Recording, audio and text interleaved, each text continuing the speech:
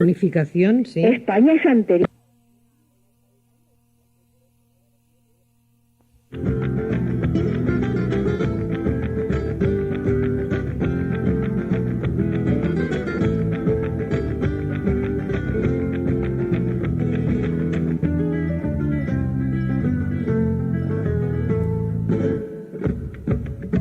Bueno, y es que nos vamos directamente a compartir con Iris Zabala y una persona que tiene invitada, Cultura y Fronteras.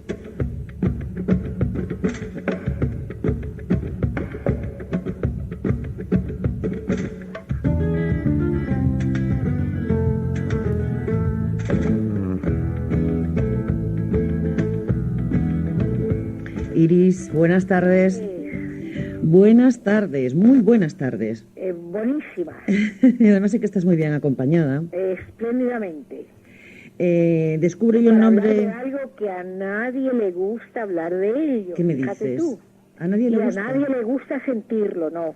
¿Qué Pero, crees tú que sea eso? ¿qué me estás contando? ¿Qué te estoy contando? Me estás Déjame despistando. que te cuente, Morena. ¿Me estás despistando? ¿Es posible que a nadie le guste hablar de este tema? Yo no sé, hay gente que dice que no existe. No existe. Hay otros que dicen que eso lo es todo en la vida y juran por él. ¿Qué me cuentas? Sí, sí, para siempre, además. Sí, se Fíjate comprometen tú. para siempre. Sí, ¿tú qué quieres que sea? A ver, te voy a hacer una pregunta, vale, una pregunta, ¿no? Para quitarme la duda. ¿Y dura para siempre? Eso nos lo va a contar Margarita Álvarez, que está aquí sentada con nosotras.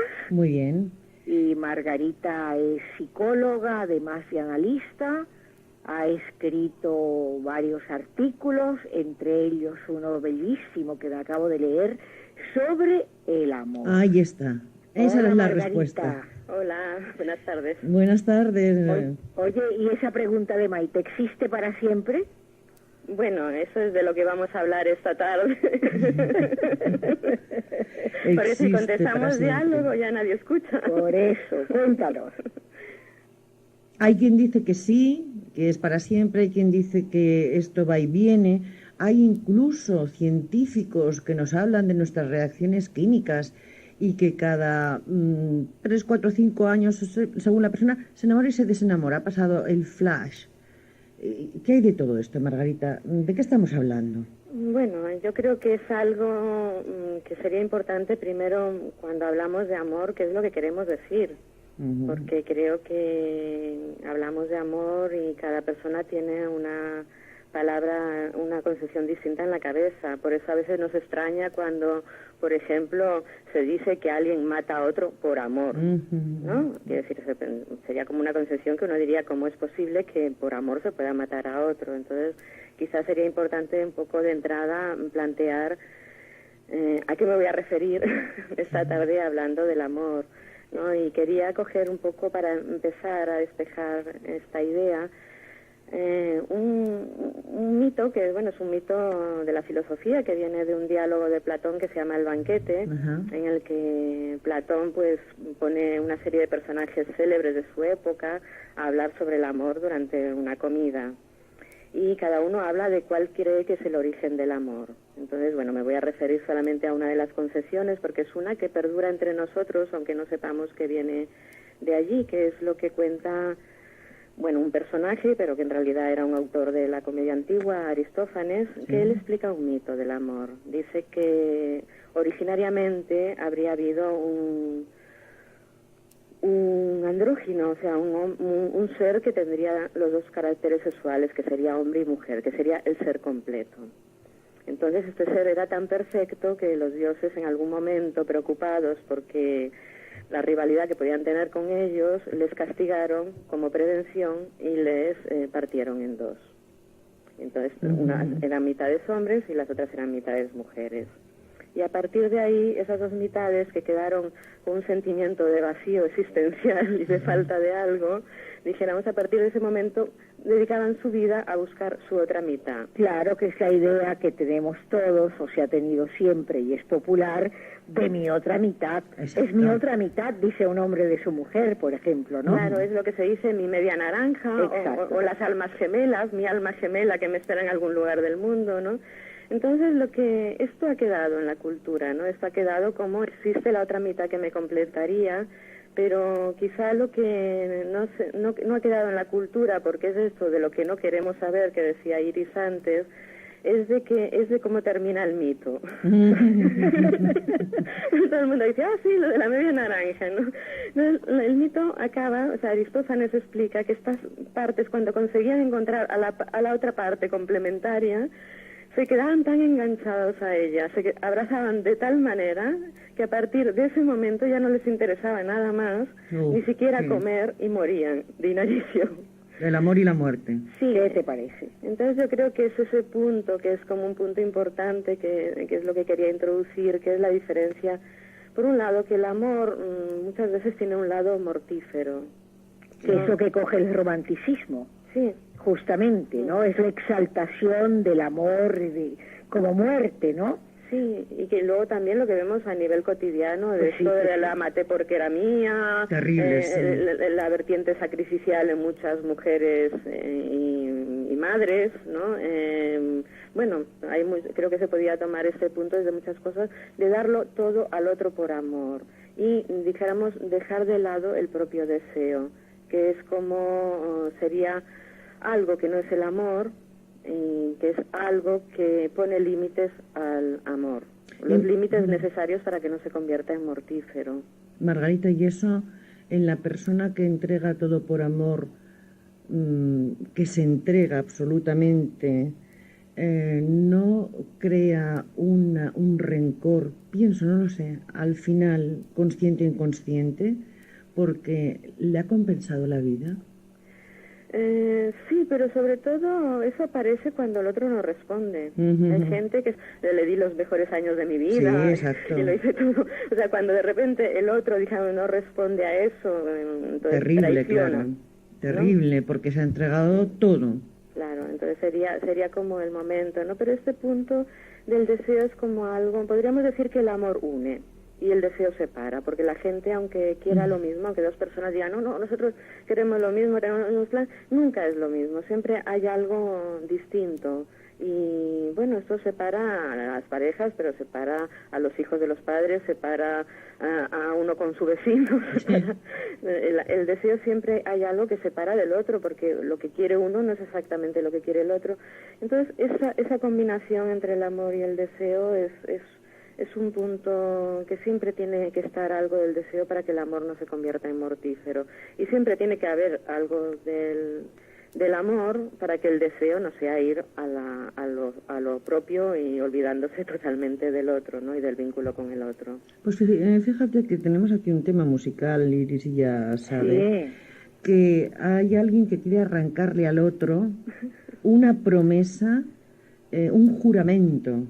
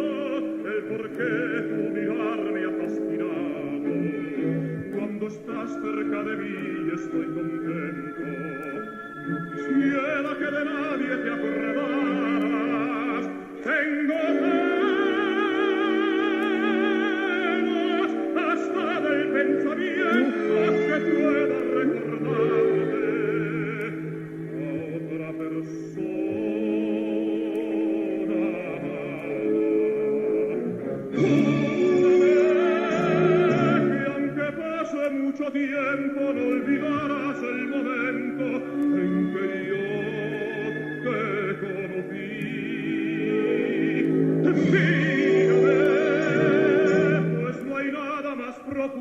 hablando que es negativo.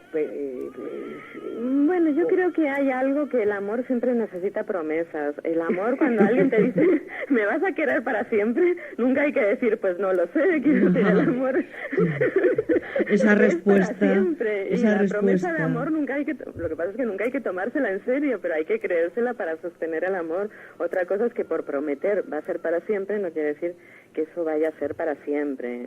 Quiere decir que el amor tiene sus ciclos y va pasando por grados. Quiere decir que una cosa es el amor pasión, otra cosa es el amor más como algo del afecto, del vínculo con el otro, y bueno, las relaciones van pasando por momentos distintos, pero que evidentemente cuando se dice hablar de amor nunca es algo de lo real. Quiere decir, se dice, bueno, la persona en ese momento siente que va a ser para siempre y eso es necesario para sostener la pasión. No es que mienta, es que en unos momentos determinados, claro. bueno, alguien puede mentir, pero en principio quiere decir que se siente así, ¿no? Margarita, y cuando tú hablas de deseo, exactamente qué quieres decir, porque parece tener muchas más resonancias de lo que uno entiende por la palabra deseo corrientemente. Sí, claro, no me refiero a los deseos, también me refiero al sentido común de que las cosas que uno tiene ganas de hacer, pero cuando me refiero al deseo, un poco en sentido amplio, podría ser a las cosas que uno necesita hacer en la vida para sentirse bien. Quiere decir, no me refiero, pues ahora yo tengo ganas de hacer esto y ahora esto y esto, y casi como una cosa, bueno, pues todos podemos tener muchos deseos, ¿no? Sino que de entrada hay cosas que, aunque objetivamente o para el otro sean poco importantes, para nosotros son necesarias para sentirnos vivos. Y entonces esto es importante en respetarlo. Esto es en el sentido amplio, quizá en un sentido más técnico, ¿no? Quizá en un sentido más psicoanalítico, lo que se podría decir es que en cada uno, según su historia, hay determinadas cosas que han quedado marcadas o inscritas de lo que es la experiencia de satisfacción, y que ha quedado escrita para una persona de determinada manera y para otro de otra. Y entonces, para sentirnos bien, necesitamos hacer cosas que de alguna manera tocan o están relacionadas con esas cosas inscritas. Entonces, esto normalmente es algo poco entendible, porque no es algo del orden de la necesidad, en el sentido como puede ser el comer, ¿no? El dormir, que nosotros necesitamos comer y dormir para estar vivos, ¿no? Es algo que puede parecer, decir, pero ¿por qué necesita hacer esto, no? Pero resulta que se necesita hacer eso porque la experiencia de satisfacción de esa persona pasa por ahí. Y como es algo tan poco, a veces compartible, realmente hay un punto que hay que respetar el deseo del otro, porque tiene que ver con lo que es satisfactorio para él y no tanto entrar en una cuestión de si eso es realmente necesario o no, que es lo que muchas veces enfrenta a las parejas. Pero bueno, ¿por qué es tan importante? ¿Por qué no puede renunciar a no sé qué? ¿Tiene límites el deseo, Margarita? Bueno, el deseo, hay un punto que era el otro punto que me parece importante, ahora que dices esto, para distinguirlo del amor, es que el deseo siempre tiene algo de insatisfecho, y en ese sentido es eterno, digamos. O sea, siempre hay algo que, decimos, queremos esto, y tenemos esto, y luego resulta que queremos otra cosa, que nos damos cuenta de que no era exactamente eso, que hay algo de eso, pero que siempre hay algo que tiene que ver con tener una cierta falta o un cierto vacío interno, mientras que el amor siempre tiende a la completud, ¿no? A imaginar que el otro nos completa, que el otro nos llena, y en ese sentido, dijéramos, tiende a dejarnos un poco que no necesitamos nada más, mientras que el deseo, esta cuestión del sentirnos vivos, nunca se realiza del todo. O sea, vamos a decir que el deseo es más saltarín, por decir es totalmente saltarín. Es como, corre, y siempre vamos corriendo detrás de él. A veces parece que lo atrapamos, pero nunca es del todo eso, porque precisamente por eso que he explicado antes, tiene que ver con unas ciertas marcas que han quedado, pero que es algo que nunca, cualquier cosa de la realidad que podamos tener, nunca nos va a llegar. Y de eso, por ejemplo, se aprovecha el consumismo. Nos van poniendo ahí cosas para que deseemos y vamos comprando cosas o vamos haciendo cosas y siempre hay un cierto punto de insatisfacción. Quiere decir que no, por mucho nos lo hayamos pasado bien, por mucho que nos guste eso que nos hayamos comprado, nunca es tanto como nos imaginamos. Es un deseo como más volátil, ¿no? Sí, hay este punto de que nunca, siempre tiene un punto de insatisfacción. Y entonces esa misma máquina es la que nos permite seguir deseando, poner la ilusión en otra cosa. Y eso nos mantiene vivos. Sí, sí. Es decir, no decimos, bueno, como no era eso, pues no deseo nada más. No, es necesario el deseo para sentirnos vivos y para tener ganas de hacer cosas en la vida, para tener proyectos, para desear salir adelante a pesar de que en algunos momentos las cosas vayan fatal. Quiero decir, no sé, para no hundirnos, ¿no? El deseo es el motor de la vida. El amor en el sentido platónico, que es la base de nuestra cultura occidental, naturalmente, también es en lo arábico, pero bastante parecido, pero distinto, con sus diferencias. Claro, llega al amor ideal, es la concepción fundamental del amor ideal. ¿Y cómo ves tú todo esto ahora en este hipermodernismo en el que estamos sumidos, en este capitalismo salvaje, ese que nos hace desear, ser seres deseantes, pero de objetos, claro? Sí, bueno, en estos momentos podemos decir que los ideales de nuestra cultura no pasan precisamente por el amor al otro, pasan por el individualismo más feroz.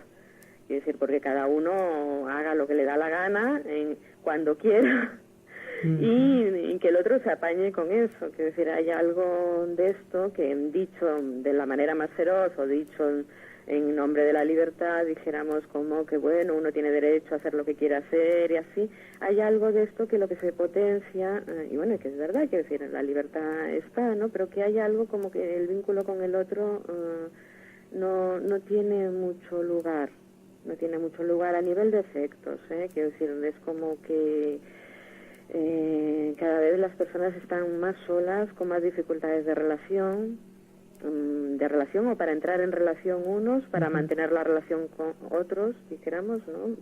Cada vez, me parece que las estadísticas decían que el año pasado en España había habido mucho mayor número de divorcios que de matrimonios, por ejemplo.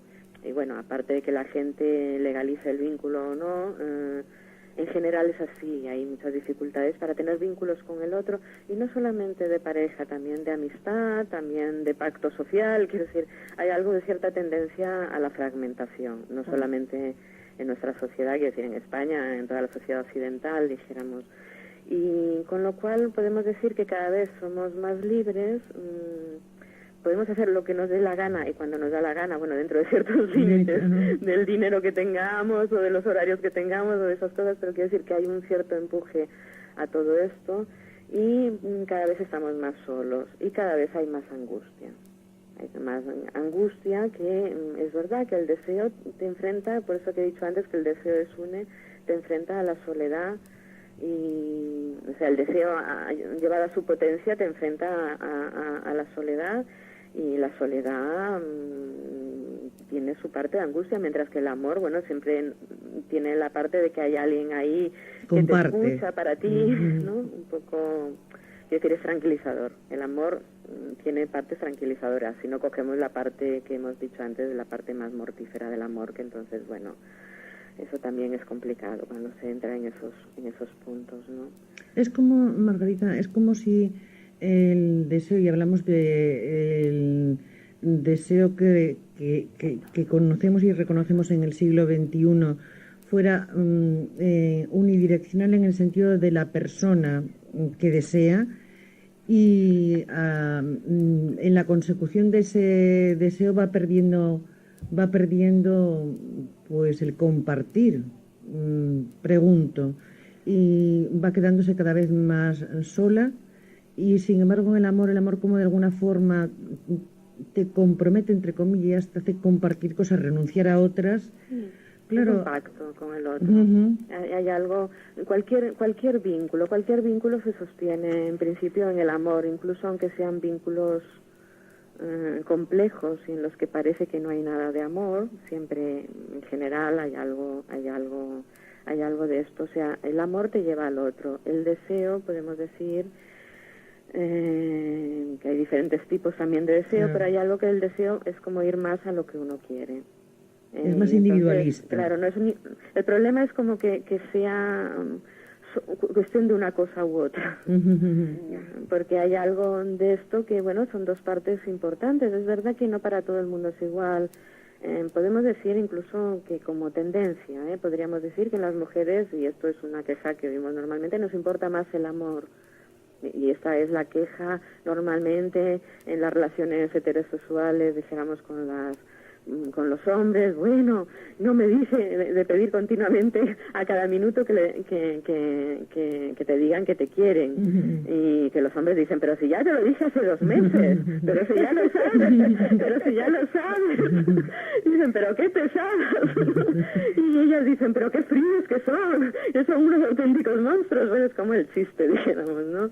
Y en las parejas homosexuales yo creo que se puede decir que en las parejas homosexuales masculinas hay una tendencia al vínculo del deseo, que siempre al hombre, sea homosexual o sea heterosexual, siempre le importa más que el amor.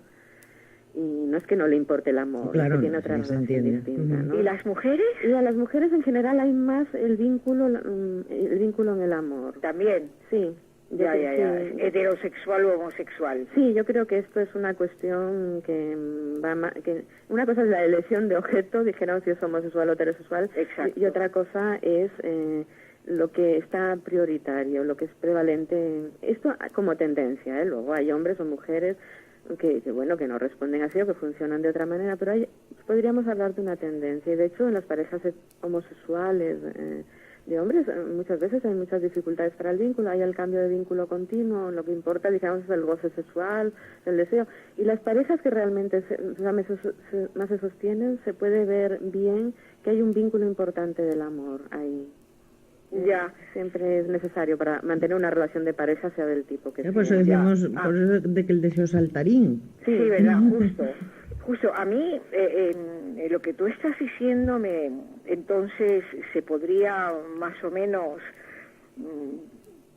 pensar que pese a lo siempre y te juro y todo lo demás, que viene sobre todo del lado de la mujer, son demandas fundamentalmente femeninas, ¿no? Sí. Que lo importante es eso, pero con el otro plus que sería, yo te quiero, pero a mí me gusta ir al cine con mis amigas, o a mí me gusta ir a casa de mis padres solo para hablar con mi madre, ese tipo de cosas, ¿no? Sí, es como que el amor tenga límites, y los límites los pone el deseo. Y no estar las 24 horas al día juntos, sí, ¿no? Sí. Es verdad que hay parejas que se sostienen bien así, que los dos parece que quieren eso. A veces cuando esas parejas entran en crisis, podemos decir que son las peores. Es decir, que tienen estos vínculos tan sostenidos en una renuncia, viven tan fuera del mundo, han perdido todos los vínculos con todos, que luego cuando de repente, por lo que sea, algo va mal, las personas quedan ahí totalmente fuera de todo. Ya. O la dificultad para aceptar la separación es mucho mayor, porque toda la pareja se sostiene en el amor, y la decepción del amor es algo duro. Hay gente que nunca se recupera de algo de esto, ¿no? Sí. Margarita, y en caso la maté porque la amaba, o la maté porque era mía, es decir, el deseo ahí, ¿cómo funciona? Porque a lo mejor es por el deseo de ella, justamente, de hacer otras cosas.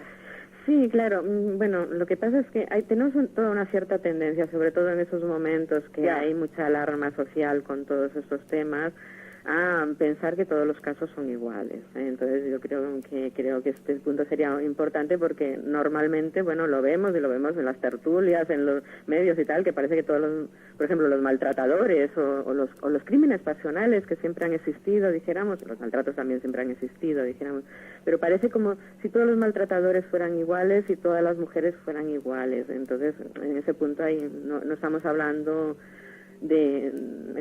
con cuidado y entre comillas, pero sí que es verdad que hay algo que esa persona está diciendo algo de una verdad para ella. Otra cosa es que digamos, pero ¿qué quiere decir eso que la mató como era porque era suya? ¿Qué quiere decir que era suya? Pero sí que es verdad que hay personas que no soportan en la relación la mínima separación.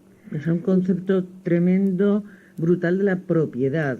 Sí, pero que esto no es machismo solo. Decir que esto es machismo, que es una lectura bastante común, bueno, podemos decir el machismo no es un criterio clínico. No. O sea, desde el punto de vista psicológico o desde el punto de vista psicoanalítico, no puede decir esto es machismo, más allá de la educación que esa persona tenga, porque aparte esas cosas ocurren también en personas que tienen un nivel cultural muy alto y que no funcionan así en la vida y sin embargo hay ciertos puntos de la relación de pareja que están ahí enganchados de una manera brutal. Entonces, que hay algo de la propia persona ahí, quiere decir que hay algo de que no soporta la separación con el otro y que esas cosas a veces no se notan en las relaciones comunes que la gente tiene porque se ponen en juego en las relaciones más importantes que hay para la persona, que siempre son las familiares. O sea, hay personas que tienen unas relaciones con los padres, con los hijos o con la pareja que no tienen con ninguno de los demás.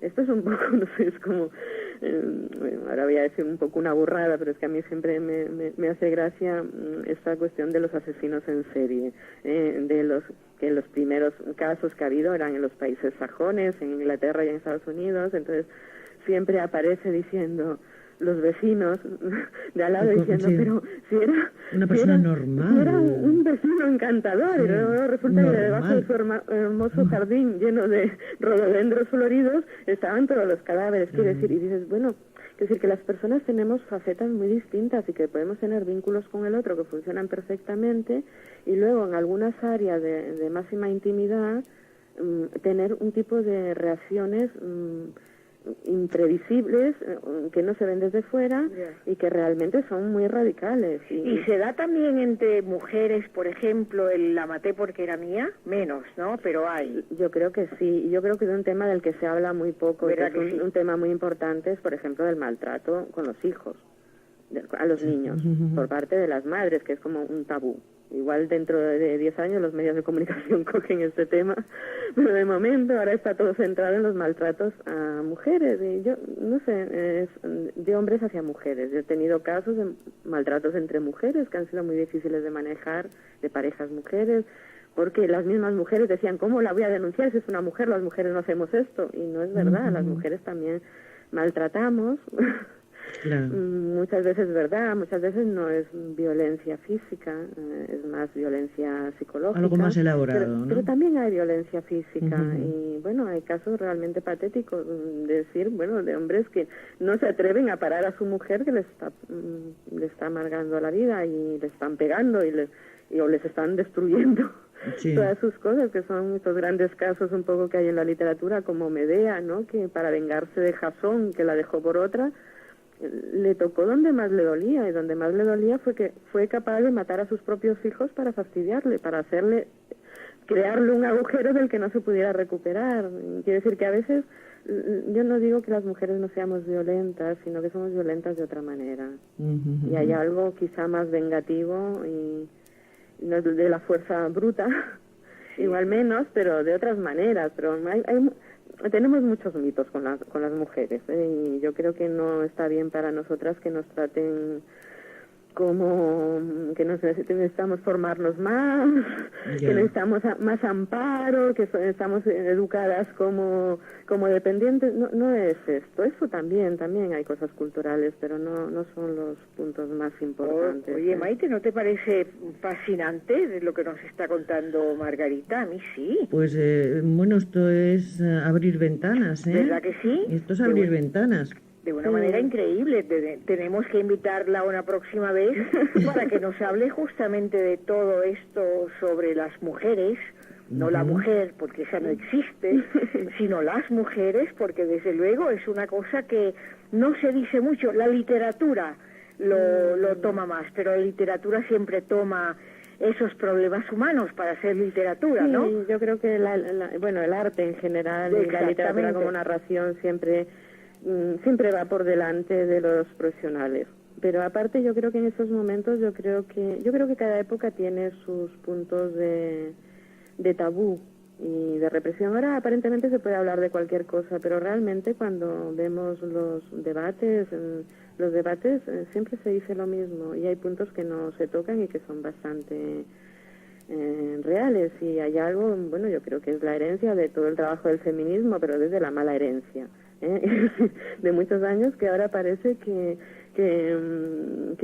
los hombres tienen la culpa de todo y que las mujeres somos unas santas. Ya. Y esto, bueno, causa segregación, que es algo que antes, hablando con Iris antes de empezar el programa, apareció, que es un tema grave en esos momentos, y bueno, que creo que hay que irlo abordando desde diferentes lugares, pero que no son las cosas negras o blancas, y que es verdad que cada época tiene sus modalidades de represión, y ahora a veces en nombre de la modernidad terminamos diciendo cosas que no son nada modernas. Vamos, que esto no es una película del oeste con los buenos y los malos. No. Y es algo mucho más serio. En la mente humana que siempre tendemos a hacer esto para tranquilizarnos.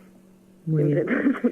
Pues Margarita, esto es lo que hay que hacer y esto es lo que no. Y las complejidades de la vida son más difíciles de abordar, porque nos causa más angustia no saber exactamente qué es lo que tenemos que hacer, ¿no? Pero la verdad es que estamos en un mundo cada vez más complejo, y estar con esquemas sencillos no nos ayuda nada. Que del blanco al negro hay muchos colores, ¿no? Uf. Todos los que queramos inventar. Todos los que queramos. Pues mira tú lo que le pasa al bolero, entonces. ¿Qué te parece a ti? Pues total, es el canto de la sirena. ¿Te das cuenta? ¿Te das cuenta? Pobre Ulises, pobre Ulises. Así me fue, dicho sea al pasar. Claro, que se tuvo que atar al mástil.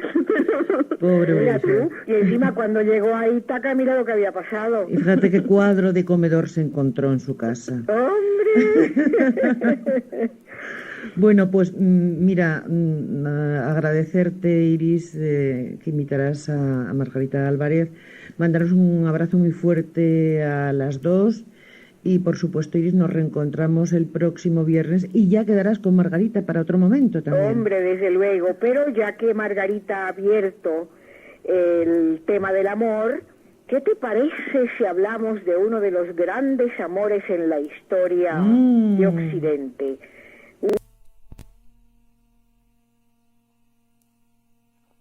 Próximo viernes. Exactamente. Muy bien, Iris. Bueno, muchas gracias. A ti, a vosotras, un besito muy grande. Muchas gracias, también. A ti, Margarita. Hasta la próxima. Un abrazo, Iris. Hasta la Iris. próxima. Un abrazo.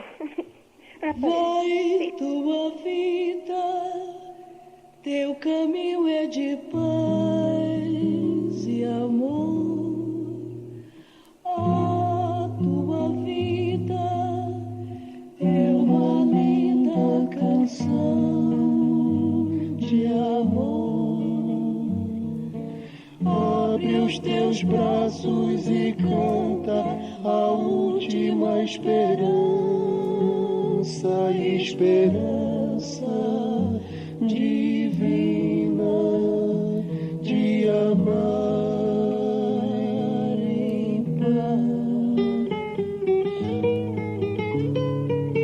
Se todos fossem iguais a você,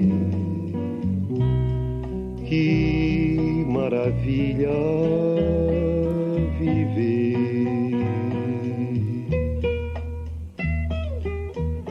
Uma canção pelo ar, uma mulher a cantar, uma cidade a cantar, a sorrir, a cantar, a pedir a beleza de amar. como o sol, como a flor, como a luz. Amar sem mentir, nem sofrer.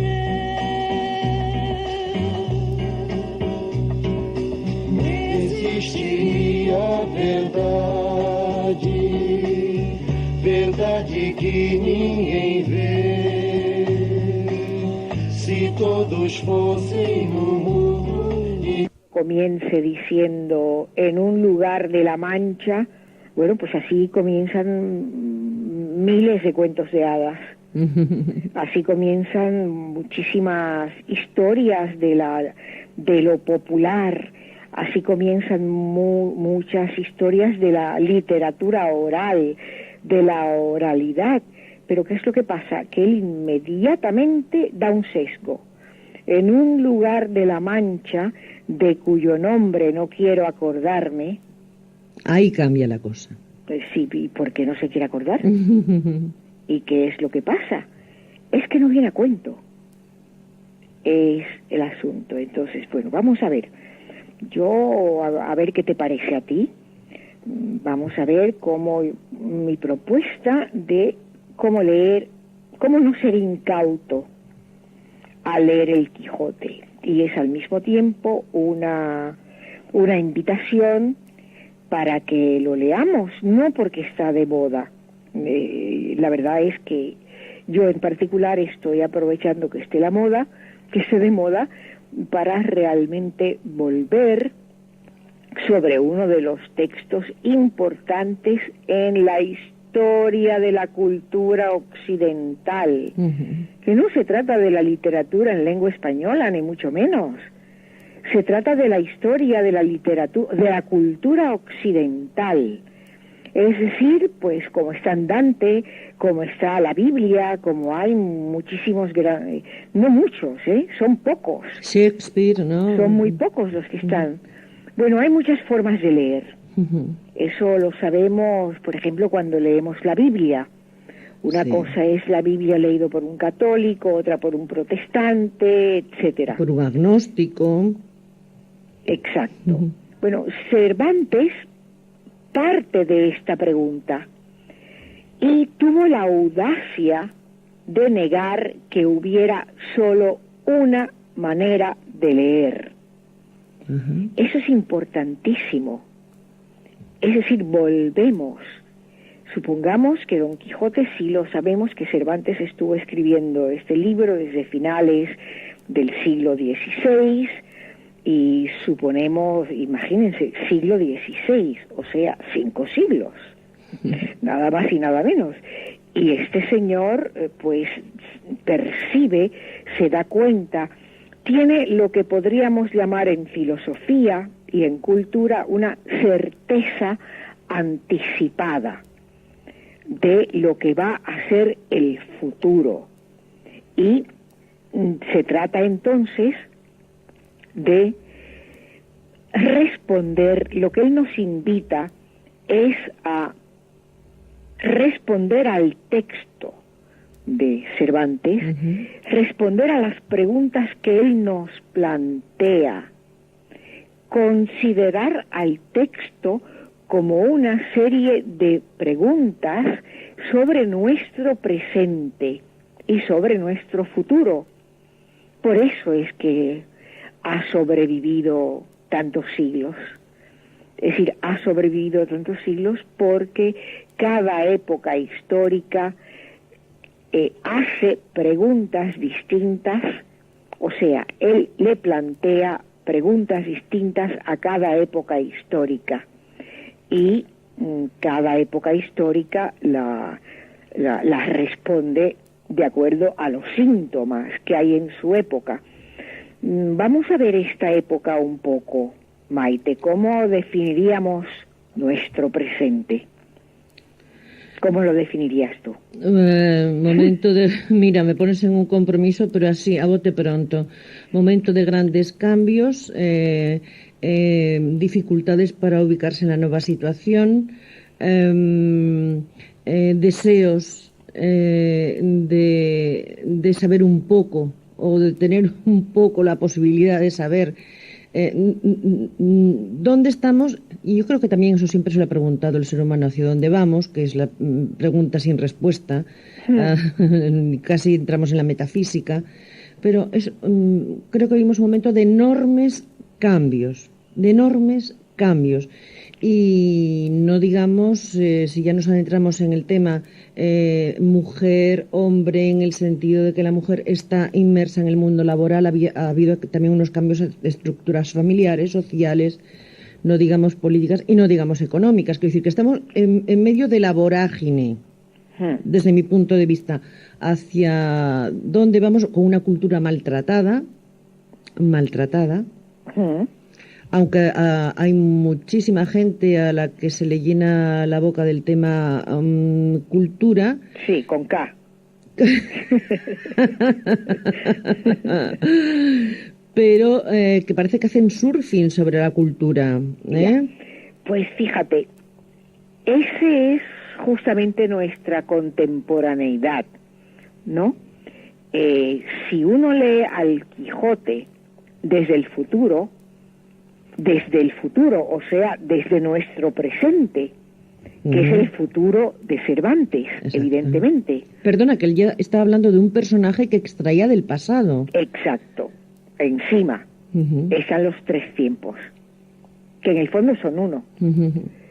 Bueno, pues está centrado en un loco insolente que desafía la muerte y nos conquista a todos con el pudor. La palabra está casi desaparecida del diccionario hoy día. Sí. Es decir, Don Quijote es sobre todo y ante todo un ser que siente pudor y siente vergüenza. Y eso es fundamental y ya lo veremos. Bueno, entonces vamos a ver qué es el futuro que nos prefigura. Si leemos las obras en retroactivo, o sea, si leemos las obras desde el hoy, veríamos lo que la obra nos está diciendo para hoy. Naturalmente que hay que olvidar la envoltura. La envoltura quiere decir, bueno, pues el sentido de que sea un señor que se viste de un hombre medieval, de un caballero medieval, y desde luego imagínatelo, ¿no?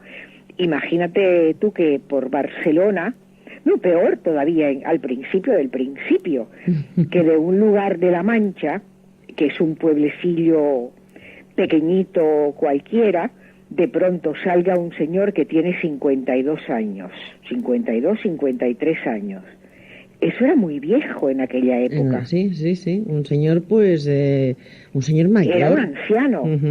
Bueno, el 52 o 53 años tiene el príncipe de Hanover. Sí. Justamente y nada que ver.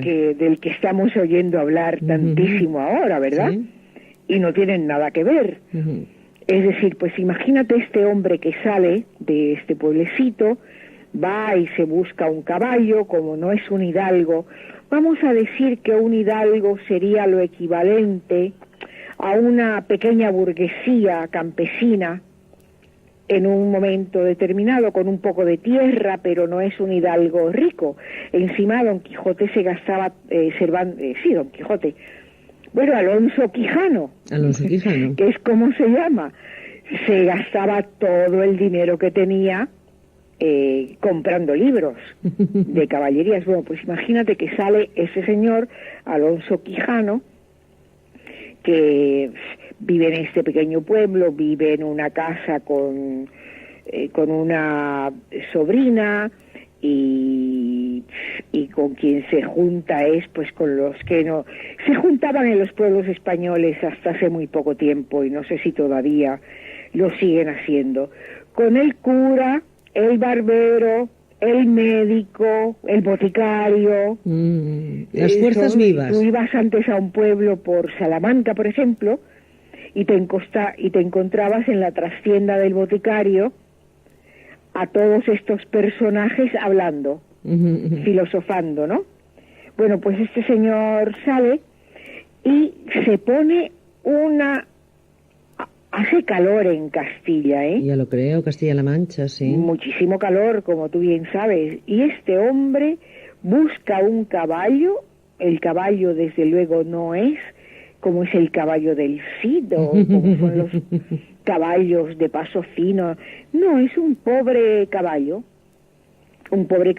a quien le toca ser bautizado, y le pone el nombre de Rocinante, porque todos los caballos de todos los grandes héroes de la historia tenían nombre. este hombre se pone armaduras de la Edad Media, armaduras. Imagínate que llega a un pueblo un señor en un caballo que se está cayendo, y de paso un señor que está sudando debajo de una armadura y que de pronto levanta una espada que ya no estará, ya no tendrá ningún filo, y levanta una darga, es decir, todos los instrumentos de la Edad Media, y dice, allá voy a defender. ¿Y qué es lo que va a defender Don Quijote? Pues tres cosas muy importantes, que son todavía un problema, porque son los seres más indefensos, los viejos, las mujeres y los niños. Esto ha cambiado en proporción relativamente poco, ¿eh? En proporción al tiempo que ha pasado. Pues poquísimo. Todavía hay que defender a los viejos, a las mujeres y a los niños. ¿Y de qué hay que defenderlos? De la violencia del otro. De que hay que defenderlos, de que hay que respetar la identidad de cada cual. Es decir, lo que predomina en el texto es el respeto al otro. Lo que predomina en el texto es una ética, pero vamos a ir paso por paso. Es decir, se trata de leer el futuro y y ver en el texto cervantino la verdad sobre nuestro futuro que se va creando, pero se va creando con nosotros. Un texto es para ser leído. Y un texto exige una complicidad entre autor y lector, porque el autor no lo puede decir todo, el autor o la autora no lo puede decir todo, y el lector tiene que ser cómplice, es decir, añade cosas, es decir, puede dar una descripción más o menos de Dulcinea a Sancho, que es quien la da, pero el lector puede quedarse con una de ellas o inventar la suya propia de cómo sería Dulcinea, ¿no? Es decir, y lo importante es que nos incita este libro a desescribir el futuro. En otras palabras, él lo que está demostrando es el malestar en la cultura. Y cojo a propósito el título de un libro que es el testamento, digamos, de Sigmund Freud, el gran maestro vienés, padre del psicoanálisis. O sea, ¿por qué nos incita? Porque cuando un ser humano, tú, yo, la señora de la esquina, quiere crearse una vida, tiene que partir del pasado, y solo partiendo del pasado puedes crear un futuro. Si no, lo que estás haciendo en tu presente es la repetición del pasado. Freud decía con mucha razón que hay personas que tienen muy mala suerte y dicen sobre sí mismo, tú lo habrás oído miles de veces, a veces uno mismo dice sobre sí misma, qué mala suerte tengo. Sí. ¿Cómo es posible que siempre me ocurra lo mismo? Sí, ¿Cómo es posible que meta la pata en tal cosa? Porque no hemos desescrito el pasado. O sea, estamos utilizando no convenientemente nuestro presente para cambiar el futuro. Exactamente. Es decir, caemos en la repetición de lo antiguo. Por eso es tan importante, y lo hemos dicho muchas veces en el programa, ¿no? Es tan importante la memoria histórica. Ay, Amiris, realmente me duele el corazón cuando alguien me hace la pregunta de ¿y para qué sirve esto de estudiar historia? Pues sirve para que no cometamos los mismos errores, porque si no es como lo que decía Freud, ¿no? Es decir, aquel personaje que parece endiablado, que dirían en la Edad Media, que parece que que quien lo guía es el demonio en lugar de la bondad y el bien y la belleza, hablando en términos platónicos, pues a este ser, a este hombre o mujer, lo que le pasa es que repite. Y repetimos, tendemos a la repetición. Y sobre todo tendemos a la repetición de un montón de cosas negativas.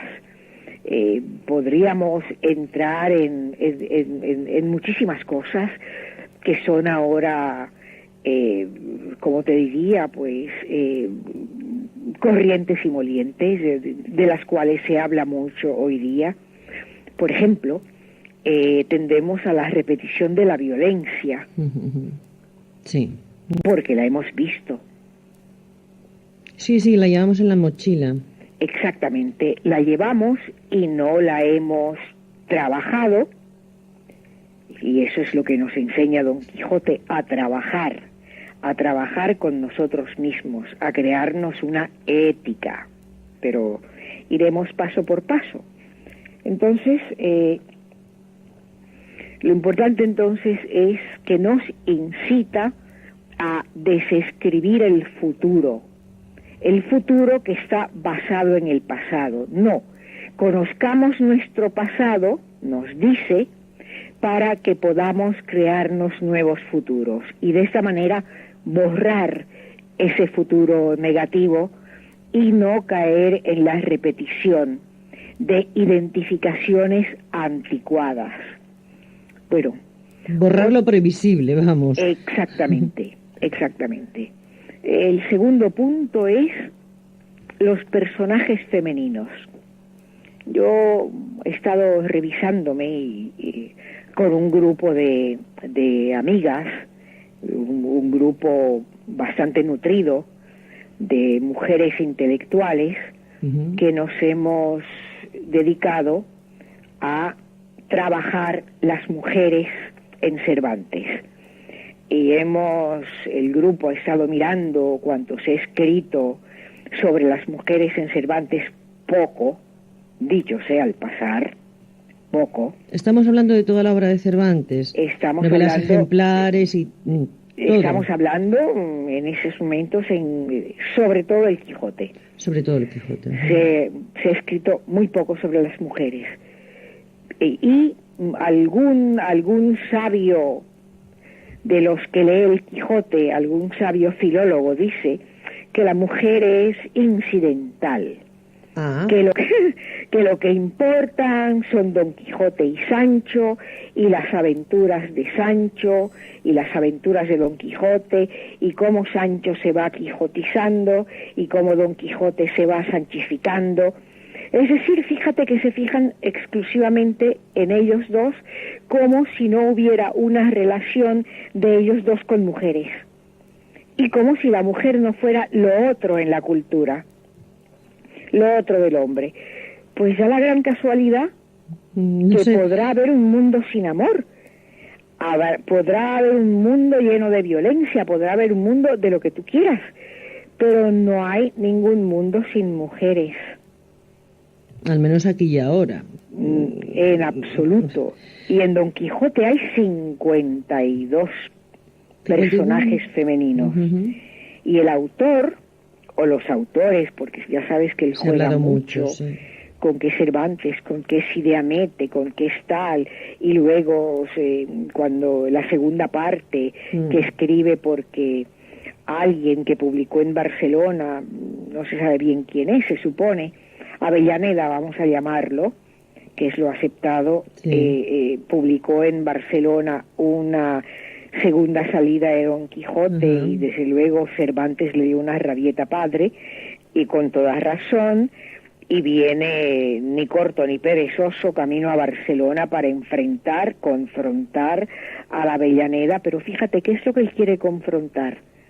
Lo quiere confrontar solo porque le ha cogido un tema. Es decir, ¿lo quiere confrontar solo porque es un plagiario? No. Lo quiere confrontar porque miente. Lo quiere confrontar porque es irrespetuoso de la obra del otro. Hablamos de la ética. Exactamente, justamente. Bueno, Don Quijote toma a las mujeres una por una. Quiere decir, no podemos hablar de la mujer, no podemos hablar de las mujeres. Eso no existe. Eso es vamos a decirlo en un sentido muy amplio, eso es una fantasía masculina que tiene de pronto, que se enamora de la mujer. O sea, ¿qué es la mujer? Bueno, la que se supone que sea la más femenina, vamos, así como la esencia, el grado sumo de lo que es femenino y de lo que es goce y de lo que es placer y todo eso, ¿no? Pues no, Cervantes las toma una por una, es decir, las toma como individuos en su singularidad, jamás como universal. Y en este novedosísimo, debo decir, novedosísimo, porque no es hasta el psicoanálisis que se piensa en la mujer una por una, y el psicoanálisis es 400 años después, imagínate tú, ¿no? Pues nos descubre la mujer que somos nosotras, las mujeres que somos nosotras. Individuos. Exacto, pero no es eso. Él descubre la mujer nueva, la que decide su propio destino. Vamos a poner un ejemplo. Pues sí. Acabo de mirar en las noticias. Sí. Por lo visto, hoy es un día de los gitanos. Lo han nombrado, no recuerdo cómo se llama, pero es un día dedicado fundamentalmente a la raza gitana, ¿no? Y salió una familia en la cual la familia completa, de la madre al padre, se han dedicado, en lugar de además de cantar flamenco, de bailar flamenco, a estudiar música clásica. Y cada uno de los miembros de esa familia, la hija, por ejemplo, tiene un doctorado en flauta, la flauta dulce, sí, y enseña en el conservatorio la flauta dulce. El padre es director de orquesta, un hermano está estudiando percusión, pero para música clásica, y la madre acompaña cantando música clásica a la orquesta de su familia. Sí. Y la chica, la que va a obtener el doctorado, dijo que eso es lo que ella siempre quiso hacer, que ella no quería que se le predeterminase por ser gitana en lo que ella quería hacer. De eso es de lo que se trata. Eso es una mujer nueva. Es decir, las que intentamos hacer uso de nuestra libertad, las que intentamos hacer uso de nuestra decisión. Lo que ocurre es que hay mujeres que lo tienen más fácil, y mujeres que lo tienen mucho más difícil. Naturalmente. Hay mujeres que, sobre todo, justamente lo que demuestra esta familia, sobre todo la mujer que lo tiene más fácil, comillas, ¿no? Comillas.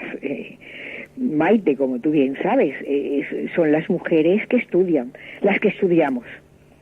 Pero con todo eso, ¿qué nos pasa entonces, Maite? ¿Qué nos pasa? Amiga, ¿qué nos pasa? Que nos metemos, digamos, en el mundo de los varones entonces, porque ese es el mundo que los hombres han asumido toda la vida. Son los teólogos, los filósofos, los escritores, los pensadores, los reyes, etcétera, ¿no? Maravilloso, pero hay que compartir. Exacto, como dijo Isabel, eso es lo mejor que lo que me hace tenerle una cierta simpatía, porque fuera de eso no le tengo ninguna. Aquello de tanto monta tanto. Es decir, como Fernando se las traía. Ella debía ser tremenda por eso. Y ella tiene que haber sido tremenda, pues puso como lema del reinado tanto monta tanto. O sea, era un tate, nene, que aquí mando yo tanto como tú. Que tú serás rey de tales horas, pero yo soy de Castilla, de León, de bla, y de toda la ristra de lugares de donde ella era reina, ¿no? Desde luego hay que ubicarse en el momento histórico. Exactamente. Porque, claro, ahora esto nos parece pues como pues normal, quiero decir, pues esto es lo que debe ser, ¿no? Pero estamos hablando de 1500, mediados del siglo XVI en adelante, porque la reina murió en 1604 o 6, creo recordar, ¿no? Pues estamos hablando del siglo XVI, principios del XVII. Estamos hablando, sí, de los siglos XV, XVI y XVII. Sí, exacto, 15, 16, sí, 15 y 16. Exacto, bueno, 15 pues, 16, sí. Bastante moderna era sí. Isabel. Mucho. En ciertas cosas. 500 y pico años. Hay muchas cosas que criticar, también es cierto. Hay pero muchas cosas. Yo como americana y muchas personas que nos estarán escuchando, que puede que sean árabes y que pueden que sean latinoamericanos como yo, o que puede que sean judíos, tenemos mucho que criticar. Porque la expulsión de los árabes y de los judíos fue gravísima. Gravísima, a todos los niveles, ¿eh? Uno de los horrores de la historia, ¿no? Y lo que pasó en América también fue gravísimo. Aquí se suele olvidar, y ya hemos hablado alguna vez, que cuando se habla de, ¿cómo diríamos?, de dolor humano, por lo regular, lo que todo el mundo menciona es Auschwitz. En efecto, que Auschwitz es el caso, digamos, más reciente de matanza humana, de enormes matanzas humanas, solo por el goce quiere decir pulsión de muerte, solo por el deseo espantoso y horrible de destrucción del otro, que es distinto de ti. Pero eso ha pasado a lo largo de la historia muchas veces. Sí, no en momentos aislados, ha sido un continuo goteo. Ha sido un continuo histórico. Lo que pasa es que hay pueblos desaparecidos que ya no pueden decir nada. Exacto, sí. Nada. Es decir, de lo que conocemos de la historia es poquísimo. Conocemos de la historia lo que es más o menos historia escrita. Y todo lo que podamos decir sobre la historia anterior son, como te diría, conjeturas. No lo sabemos. Son conjeturas que hacemos desde nuestro presente, haciendo una lectura de cómo sería el pasado. Fíjate que siempre toda la ciencia se lee retroactivamente. Es decir, ¿te acuerdas esas memorias de España? Sí. Que salieron por la televisión. Sí. Que una era, desde luego, risible. Algún capítulo de los del principio, cuando ponían como memoria de España la época del Neolítico, de los cromañones y todo eso. Bueno. Como si España existiera en aquel momento. Ni España, ni Francia, ni nada que pudiera tener un nombre. No existía nada de eso. España es un invento de ayer. De ayer, justamente. Dentro de lo que es la historia. Sí. Dentro de lo que es la historia. Léase Alemania, léase Italia.